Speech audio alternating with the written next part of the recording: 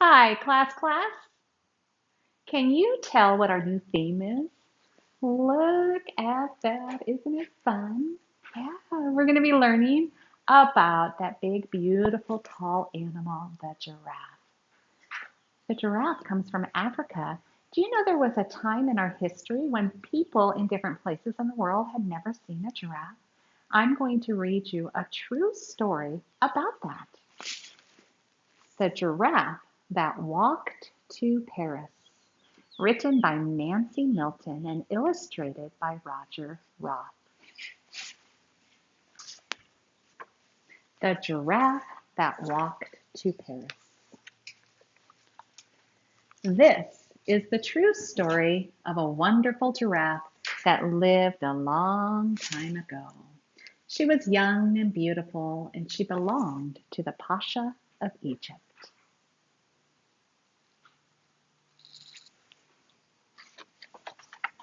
In the year 1826, there had been a disagreement between Egypt and France.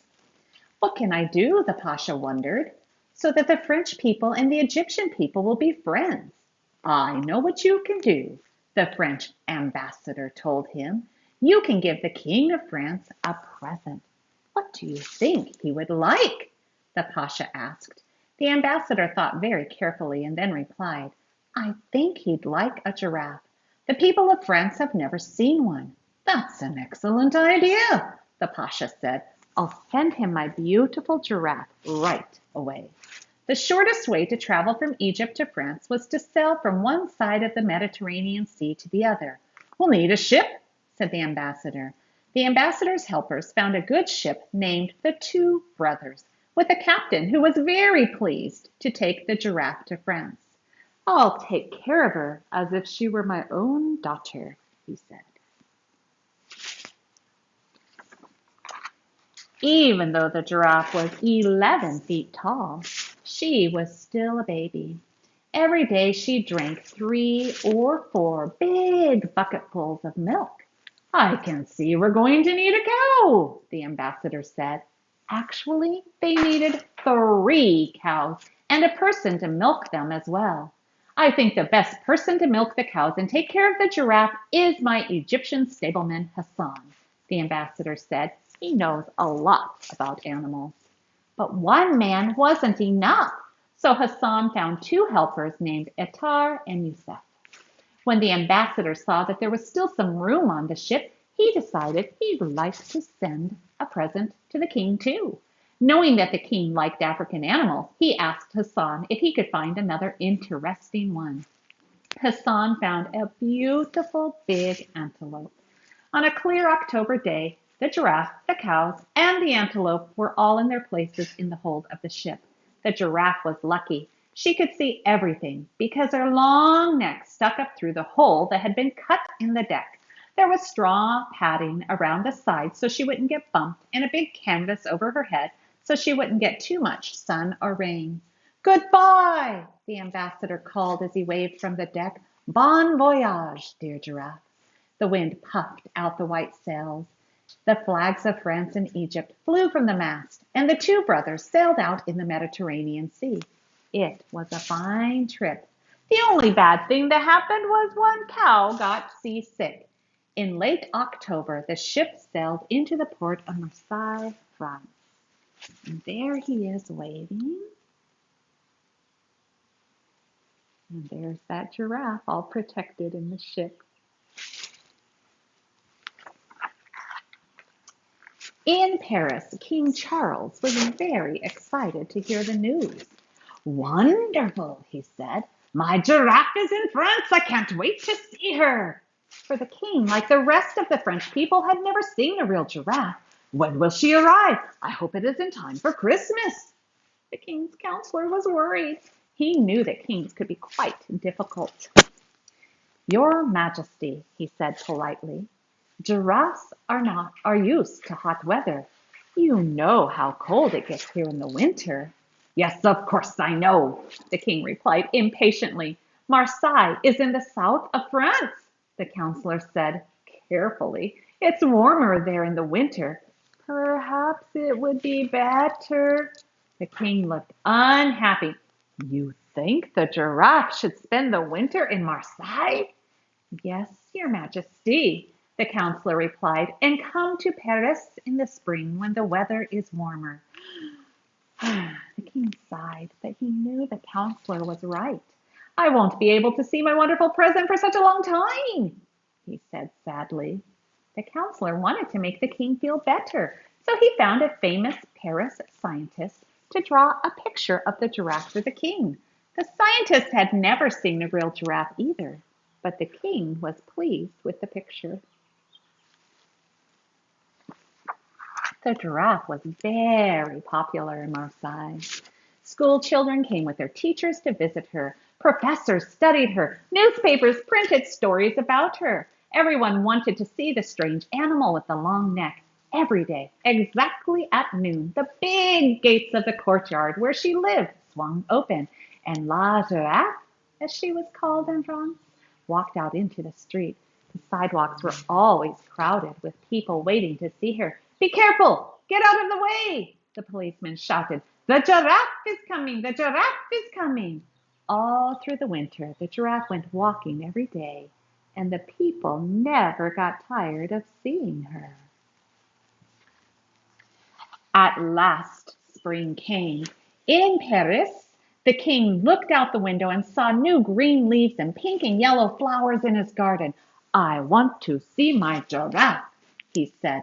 I've waited a very long time for my present. But the counselor was worried. Yes, Your Majesty. I'm sure the giraffe will arrive soon. He had received letters from Marseille, and he knew it wouldn't be easy to get the giraffe from Paris. The men in Marseille couldn't decide what to do. La Giraffe was much too tall to put in a wagon or in a carriage. She had already taken a long boat trip from and might not like or enjoy another. Finally, Hassan had an idea. She's a very good walker, he said. She's had lots of exercise every day. Maybe she could walk to Paris. What an excellent idea! Everyone was very happy. But then there was another problem. Who will lead her there? After all, she's going to Paris to meet the King of France. She must be led by a Frenchman, and it must be one who knows something about giraffes. Everyone was silent. There weren't many Frenchmen who knew anything about giraffes. But in Paris, there was one, a professor who had been to Egypt. Professor St. Hilaire was old and his health wasn't very good. But when he heard that someone was needed to lead the giraffe to Paris, he was very excited. He jumped up and said, yes, yes, I'll go to Marseille and bring La Giraffe back here to the king. He packed a bag, hopped into a stagecoach, and in 6.5 days, he met the giraffe. Professor St. Hilaire had a big job getting everything ready for the journey to Paris. The cows could walk with the giraffe, but the antelope, he was very big and very dangerous. It wouldn't walk quietly along the road like the giraffe and cows. We'll need a strong cage for the antelope, the professor said. We'll need a coach to carry the cage and a man to drive the coach. And then, he said, the giraffe needs a raincoat.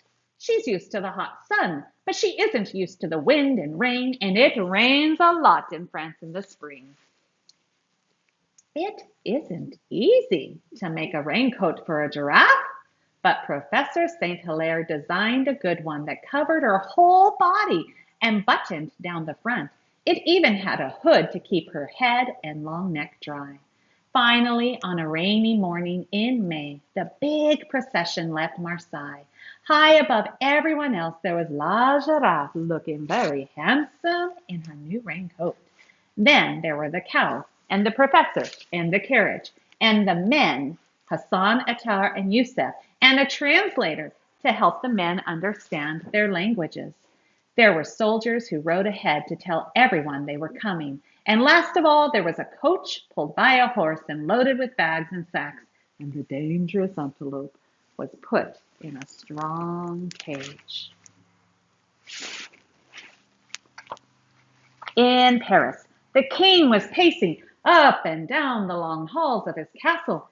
"It's almost the beginning of summer," he said to his counselor. "Where is my giraffe?" "Your giraffe is walking to Paris, your majesty. I'm sure she's walking as fast as she can."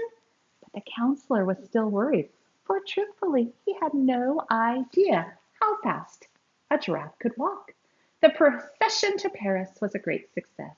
Everywhere, people were waiting to welcome the giraffe. They talked about her and wrote letters to their aunts and uncles and grandmothers and grandfathers. They said, "We saw La Giraffe. She's as tall as a house. She has the longest neck you've ever seen. You must see her too." So, as La Giraffe and her procession got closer to Paris, more and more people crowded the roads and the towns. They named streets after her. They put pictures on the signboards and bakeries and restaurants of the hotels and the grocery stores. Soon there were giraffe pictures in every town she walked through.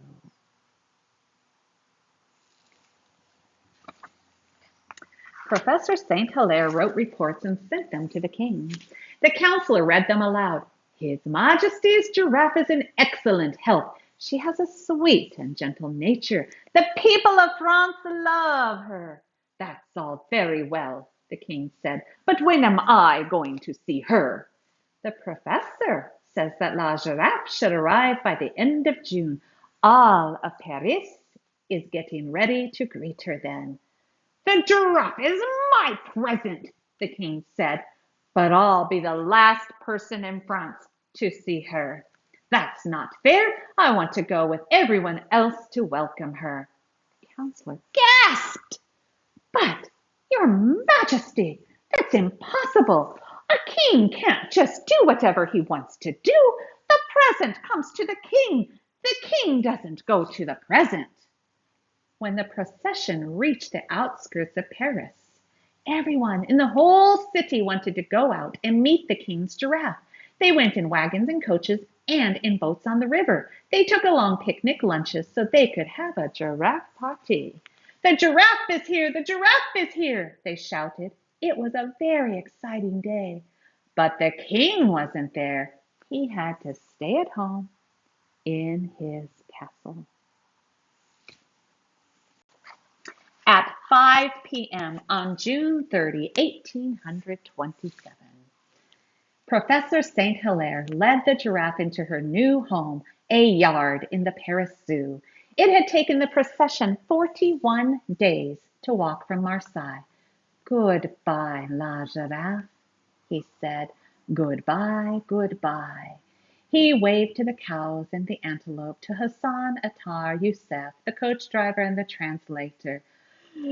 "I'm exhausted. I'm going home." But no sooner had the professor collapsed into his comfortable old armchair than a messenger knocked on his door. Knock, knock, knock, knock. "The king is waiting to see his giraffe," the messenger said. "He wants you to bring her as soon as you can." Oh dear, the tired professor thought. They couldn't just deliver La Giraffe to the king's back door. By now she was famous all over Paris, and all the important people of the city wanted to see her. There had to be a proper ceremony. It would take a lot of work to get everything ready. But at last, the great day came. On July 9, a wonderful parade marched along the river Seine to the king's castle at St. Cloud. There were soldiers in splendid uniforms wearing tall hats with feather plumes on top. There were professors in long robes of purple and red and green with white fur collars.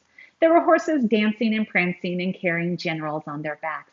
La Giraffe was dressed up too. On her back she wore a blanket beautifully decorated with the signs of the kings of France and Egypt.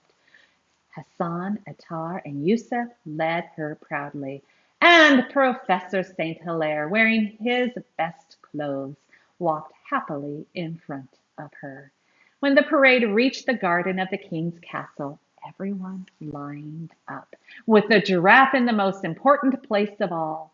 The big doors of the castle opened, and out walked King Charles. He couldn't believe his eyes. The spotted animal that stood in front of him was as tall as a building.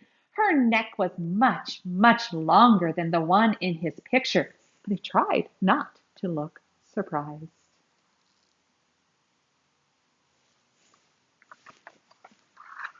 Did you have a pleasant trip? He asked Professor St. Hilaire politely.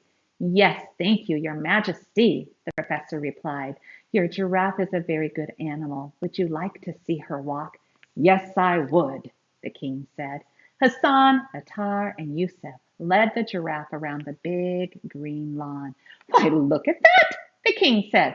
First she swings both of her right legs, and then she swings both of her left legs. That's not what my horses do. Oh, she's very different than a horse, Professor St. Hilaire said. She has a short body and long legs. If she didn't walk that way, her back feet would step on her front feet. The king laughed. He was very pleased with his new giraffe. He'd never imagined there could be such a strange creature in the whole world. The king came close to the giraffe. In his hand he held the petals of a red rose.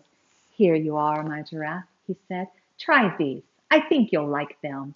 It is difficult for a giraffe to bend down, but La Giraffe could see that the king had something good to eat in his hand. So she spread her front legs wide apart and lowered her neck. She ate the rose petals from the king's own hand. And while her head was low enough to reach, the king's daughter-in-law put a garland of flowers around her neck, and his two grandchildren petted her carefully. The lion may be the king of the animals, King Charles said happily, but my giraffe is certainly the queen. What a beautiful giraffe. What a wonderful day. When it was over, La Giraffe went back to her new home at the zoo.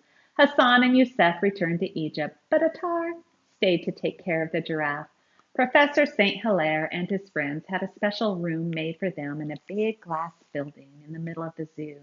There was a stove to keep the giraffe warm in cold weather and doors that opened to let her outside when the weather was nice.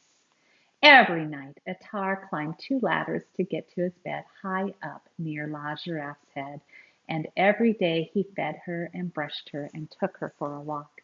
The people of Paris loved the giraffe very much. Thousands of them came to visit her. They put her picture on dresses and shirts and purses and on plates and cups and coffee pots.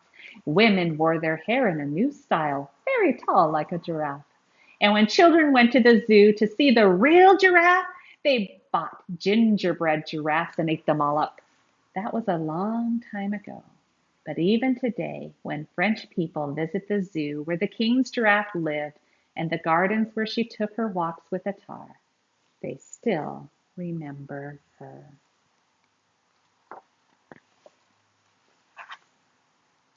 And that is how the giraffe walked to Paris.